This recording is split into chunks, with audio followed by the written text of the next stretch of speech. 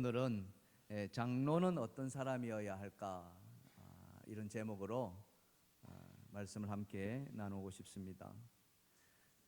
오늘 우리 교회는 장로 피택을 위한 선거가 있는 날이지요. 그동안 여러분께서 어떤 분이 장로가 되면 좋을까 하고 많은 기도를 해 오셨으리라 봅니다. 성경에서는 장로에 대해서 어떻게 말씀하고 있는지 그것을 잠깐 여러분하고 함께 살펴보았으면 좋겠습니다. 성경에서는 장로라는 말이 처음 등장한 것이 출애굽기입니다. 하나님께서 호렙산에서 떨기나무 불꽃 가운데 양을 치던 모세에게 나타나서 모세를 부르지 않습니까? 모세야 모세야, 네가 선 곳은 거룩한 땅이니 네 발에서 신을 벗어라. 이렇게 이제 하나님과 모세의 만남이 시작됩니다. 그렇게 모세와 하나님이 처음 만남에서 하나님이 모세에게 이 말씀을 주세요. 출애굽기 3장 16절인데요. 너는 가서 이스라엘의 장로들을 모으고 그들에게 이르기를 여호와 너희 조상의 하나님 곧 아브라함과 이삭과 야곱의 하나님이 내게 나타나 이르시되 내가 너희를 돌보아 너희가 애굽에서 당한 일을 확실히 보았노라. 아멘. 여기서 너는이라는 것은 모세를 말하는 거죠. 하나님이 모세에게 이스라엘 백성들이 가서 이스라엘의 장로들을 모아라 이렇게 그러면서 그들에게 하나님의 말씀을 전하게 했다는 것이죠. 그런 걸 보면은 이미 애굽에 있을 때 이스라엘 공동체 안에 장로가 있었다는 것을 우리는 알게 되죠. 이 장로라는 말은 히브리어로 자켄이라는 말인데 형용사로 쓰여서 나이 많은, 늙은 뭐 이런 이제 뜻이죠. 영어로 보면은 old라 그렇게 해당됩니다. 그래서 이 장로는 나이를 먹고 또 거기에 따르는 풍부한 인생 경험과 경륜으로 이 공동체를 위해서 조언하고 이끌어가는 그런 사람이었습니다. 그래서 하나님은 모세로 하여금 장로를 불러 그들에게 하나님이 뜻을 전하게 했고 그 뜻을 받은 장로들은 이스라엘 백성들에게 가서 하나님의 뜻을 전했다는 것이죠. 그러니까 하나님이 모세에게 말씀을 전하면 모세가 장로들에게 말하고 장로들은 백성들에게 가서 말하는 그런 어떤 전달 체계를 유지했던 것 같습니다. 이렇게 이스라엘 공동체 안에서 장로들이 하나님의 말씀을 전하는 그런 어떤 지도자 역할을 계속 이어오다가 신약 시대에 오면은 이 장로가 제사장과 서기관들과 더불어서 이스라엘 공동체의 또 지도층을 이루게 됐죠. 그리고 교회가 세워졌을 때 이 장로들을 세워서 그 교회를 위탁합니다. 성경에 보면은 사도행전 14장에 그 내용이 나오는데요. 사도행전 14장 23절에 보면은 각 교회에서 장로들을 택하여 금식 기도하며 그들이 믿는 주께 그들을 위탁하고 여기 보면은 각 교회에서 장로들을 택하였다 이렇게 이야기를 합니다. 초대교회 당시 장로 이 장로는 당시에는 감독이라는 말로도 불려졌습니다. 이 직분은 오늘날 우리가 이제 목사와 장로가 나눠져 있습니다만 당시에는 같은 일을 했던 것이죠. 그래서 이 장로에게 교회의 전반적인 운영과 또 관리를 다 위임했던 것입니다.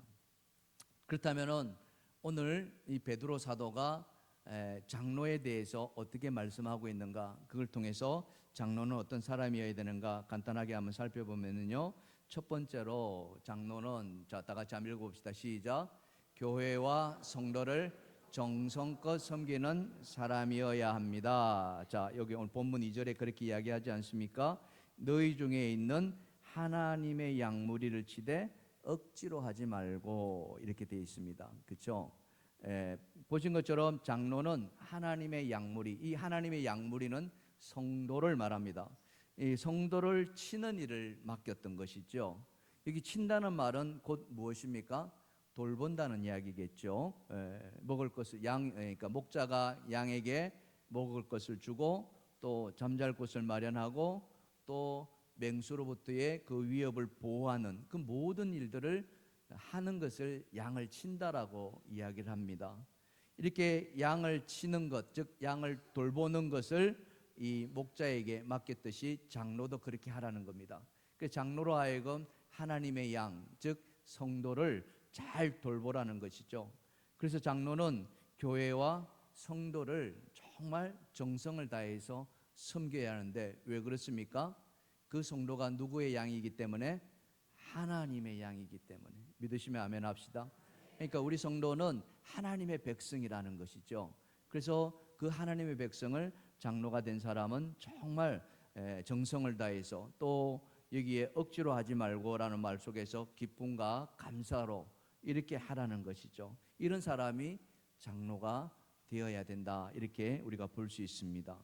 두 번째로요, 또 장로는 어떤 사람이어야 되느냐? 다 같이 한번 읽어봅시다. 시작. 하나님을 사랑하는 순수한 마음을 가진 사람이어야 한다. 자, 오늘 본문 2절에 하반절에 보면 이렇게 이야기합니다. 하나님의 뜻을 따라 자원함으로 더러운 이득을 위하여 하지 말고 기꺼이 하며. 장로는 반드시 하나님의 뜻을 이루는데 힘을 쏟아야 됩니다. 여러분, 자기의 뜻이 아니라 자기의 뜻보다도 먼저 앞서는 것이 누구의 뜻입니까? 하나님의 뜻이라는 거죠. 장로는 그래야 된다는 거예요. 여러분, 다윗이 하나님의 마음에 맞는 사람이라 하지 않았습니까? 그렇죠? 내 마음에 맞는 사람. 그러면서 하는 말이 뭐였습니까? 그는 내 뜻을 이루리라고 하셨잖아요. 그러니까 장로는 뭐냐? 하나님의 뜻을 먼저 생각하고, 그래서 그 하나님의 뜻을 이루기 위해서는 순수한 마음이 있어야 한다는 거죠. 믿으시면 아멘 합시다. 순수하다는 것은 무엇입니까? 여기도 말씀이었다면 자기 이득을 위해서 장로를 이용해서는 안 된다는 거예요. 장로란 직분을 이용해 가지고 자기가 자기 일을 꾀하거나, 그렇죠? 그 일을 위해서 이게 더러운 이득이라는데 부당한, 불이한 이득이죠. 속임이 있다든지 불법을 저지른다든지 이런 일 해서는 안 된다는 거죠. 결국 말해서 무엇입니까? 그 마음이 어떻게 해야 된다는 거예요? 깨끗해야 된다는 거죠. 아멘. 우리 믿는 자들이 그렇게 해야 한다는 거예요. 이 장로는 더더욱 그래야 됩니다. 순수한 마음으로 정말 기꺼이 주의 일을 감당하는 그런 자, 이런 분들이 교회를 위해서 또 성도를 위해서 뽑혀져야 되고, 또 그런 뽑힌 장로가 교회와 우리 모두의 자랑이 되어야 되지 않겠습니까? 할렐루야. 사랑하는 성도 여러분, 그걸 보셔야 됩니다. 외모를 보지 마시고 그분이 얼마나 순수한가를 보십시오. 그런 마음을 가진 자가 장로가 되어야 한다. 오늘 말씀에서 우리는 또 그렇게 알 수 있고요. 마지막 세 번째로는요. 자, 마지막 세 번째 다 같이 시작. 교회와 성도들에게 삶이 본이 되어야 한다. 그렇습니다. 삶이 본이 되어야 된다. 당연하겠죠. 오늘 본문 3절에 뭐라고 이야기합니까? 다 같이 한번 읽어봅시다. 시작. 맡은 자들에게 주장하는 자세를 하지 말고 양무리에 본이 되라. 베드로 사도는 그걸 이야기합니다. 본이 되어야 된다. 여기서 본은 무엇이겠습니까? 믿음의 본만 아니라 삶의 본이 되어야 된다는 거죠. 믿음에 열심히 있는 것 당연하겠죠. 장로가 될 사람은 그 누구보다도 믿음의 자리에 정말 본이 되어야 된다. 예배는 물론이거니와, 그렇죠? 기도의 자리, 또 뭐 이런 자리에 빠지지 않아야 되겠죠. 여러분, 그런 걸 잘 좀 보시면 좋겠고요. 뿐만 아니라 삶이 또 본이 되어야 된다. 교회 안에서의 본뿐만 아니라 교회 밖에서의 삶도 같이 볼 줄 알아야 돼요. 그걸 우리가 어떻게 알 수 있느냐? 참 쉽지 않습니다. 그러나 그의 말과 그의 행실을 우리가 보면서, 또 우리가 드라마가 있지 않겠습니까? 그런 것들을 우리가 보면서 장로는 뭐야? 본이 되는 사람이 돼야 된다. 그렇죠? 우리가 지난 시간에도 말씀드렸던 장로를 딱 이번에 뽑고 나면은 그는 항존직입니다. 죽을 때까지 장로라는 것이죠. 그래서 한번 뽑고 난 뒤에는 돌이킬 수가 없어요. 잘 뽑았든 잘못 뽑았든 그거는 뽑힌 거기 때문에, 그래서 우리가 한번 뽑을 때 정말 잘 뽑아야 된다, 이렇게 생각이 되고, 그 잘 뽑히는 사람은 뭐예요? 늘 본이 되었으면 참 좋겠다. 그럼 우리가 참 기쁘지 않겠습니까? 뽑고 나서도 정말 잘 뽑았네, 이렇게 나와야 되죠. 믿으시면 아멘 합시다. 우리 옆에 분 보고 이렇게 말해볼까요? 잘 뽑았네. 시작. 잘 뽑았네. 아멘. 예, 그렇게 돼야 된다는 거죠. 여러분, 기역자 교회 아시죠? 요 금산사 입구에 들어가 보면은 기역자 교회라고 있어요. 가보신 분도 아마 계시리라고 생각하는데, 이 교회가 1905년도, 지금부터 약 120년 전에 이 데이트 선교사가 이곳에 와서 선교하면서 교회를 세운 교회죠.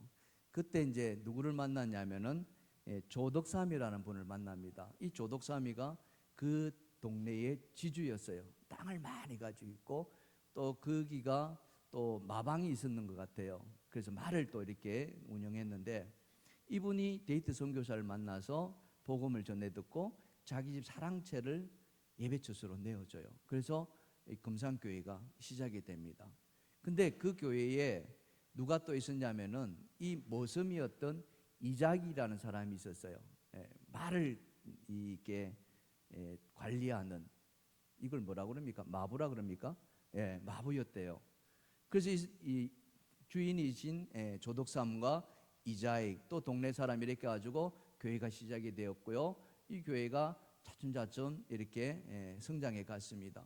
2년 뒤에 노예의 허락을 받아가지고 장로를 뽑게 되었어요. 우리처럼 장로를 뽑게 된 거죠. 그러니 사람들이 이제 동네 사람들, 이제 교인들이 다 뽑아서 장로를 투표를 했는데, 사람들 마음 속에는 누가 이렇게 될 줄 알았어요? 주인인 조덕삼 될 줄 알았어요. 그렇게 뺐는데 결국 뚜껑을 열고 보니까 조덕삼이가 안 되고 그 모섬이었던 이자익이 된 거예요. 깜짝 놀란 거죠. 이런 결과가 나올 줄이라면. 근데 더 놀라운 것은요, 그렇게 이자익이가 뽑히고 나서 조덕삼이가 발언권을 얻어와서 앞에 나와서 교인들에게 말하는 겁니다. 뭐라고 말했느냐? 이렇게 이야기했습니다. 우리 금산교회 교인들은 참으로 훌륭한 일을 해냈습니다. 저희 집에서 일하고 있는 이 이자익이는 저보다 훨씬 더 신앙의 열의가 뜨겁습니다. 그가 장로로 피팅된 것은 당연한 결과입니다. 그가 장로가 된 것을 우리 축하해 드립시다. 그걸 박수를 팍 친 거예요. 그러니 사람이 거기에 그 말에 더 은혜가 되고 감동받은 거죠. 그렇지 않겠습니까? 이후에 물론 이 조덕삼이라는 분도 나중에 장로가 됐죠. 장로가 되고, 또 이자익은 신학교에 들어갑니다. 그리고 목사가 되는 길로 갔죠. 그 목사가 되는 과정 속에 이 조덕삼 장로가 물심양봉으로 다 후원해요. 그리고 목사 안수 받고 나서는 자기 교회로 단임 목사로 청빙하는 거예요. 그러니까 뭐 이자익이가 이렇게 하나님의 은혜로 모섬에서 목사가 된 거 얼마나 축하할 일입니까? 근데 더 감사할 것은 그 모섬을 부렸던 조덕삼 장로가 그 모섬을 단임 목사로 섬긴다는 거예요. 이게 더 훌륭하지 않습니까? 할렐루야. 장로는 그래야 된다는 거죠. 신분여를 떠나가지고 모섬을 하나님의 종으로 이렇게 섬길 수 있다는 것. 그러니 그 금산교회가 오늘까지 그 하나님의 은혜를 나누고 있지 않습니까? 오늘 우리가 장로를 뽑기 위해서 투표를 합니다. 이번 장로 선출 방법에 대해서 그동안에 우리 장로님들이 정말 많이 기도했어요. 여러 방법을 놓고서 같이 고심하고 기도했습니다. 그리고 장로님들이 이번에는 모든 사람에게 공평하게 기회를 드리자라고 해서 이번 장로 투표의 피택 선거권에 대해서 이렇게 결정을 하신 거예요. 참 장로님들의 그런 많은 기도가 저는 오늘 어떻게 결과가 낼지는 알 수 없지만 우리는 그 결과에 순복해야 될 줄 믿습니다. 아멘. 단 한 사람도 여러분, 혹시 여러분 가운데 내가 뽑혀야지 이런 걸 하고 그런 생각 가지고 나오신 분 계십니까? 그런 생각 다 내려놓으시기 바랍니다. 오늘 조덕삼 장로가 자기 모습을 볼 땐 그가 장로가 된 거에 대해 축하해 주는 그런 마음이 우리 안에 있어야 된다는 거죠. 할렐루야. 단 한 사람도 이번 선거로 인해 가지고 마음의 근심이나 또 염려나 시험 들지 않기를 주님의 축복합니다. 여러분의 성숙한 신앙의 그런 인격이 이번 투표를 통해서 드러났으면 좋겠습니다. 우리 동일교회는 다르구나. 우리 동일교회 성도는 성숙한 그리스도인이구나. 이런 은혜가 오늘 우리 안에 충만하기를 주님의 이름으로 축원합니다. 기도합시다. 하나님 아버지 감사합니다. 오늘 우리가 하나님께서 택하신 장로를 뽑을 때인데 주님 어떻게 해야 될지 우리는 잘 알지 못합니다. 그러나 우리가 기도하고 기도한 대로 하나님께서 우리의 마음을 주시리라 믿습니다. 은혜 베풀어 주시옵소서. 그 결과에 순복하게 하여 주시옵소서. 예수님의 이름으로 기도합니다. 아멘. 우리 헌금 드리겠습니다. 212장 찬송 부르면서